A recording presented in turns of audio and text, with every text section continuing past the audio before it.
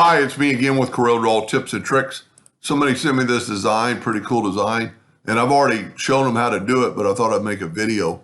When you're welding colors and the easiest thing really to do is to take your virtual segment delete key and delete all the line, but that takes a little time.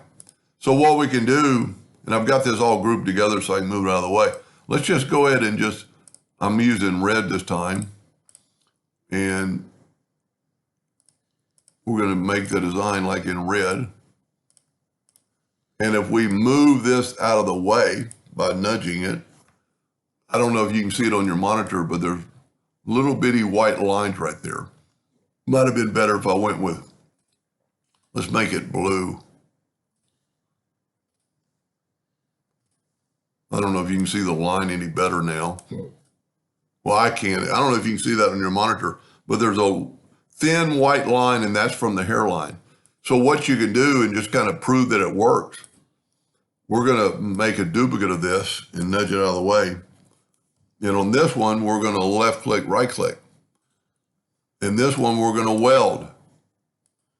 So it took all the lines out. This one, we're going to weld with the colors, but you never really know what it's doing.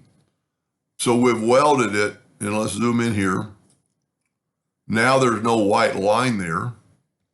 And to kind of prove the point, you can left click, right click. So all the lines are gone. Now, as always, it's an object, it's a curve. Just take your red and it'll fill that in. Now, when you do that, there is that line. You can take the line away and you just have that, or you can make it whatever color you wanted. Anyway, I hope that helped him a little bit. Thank you for watching.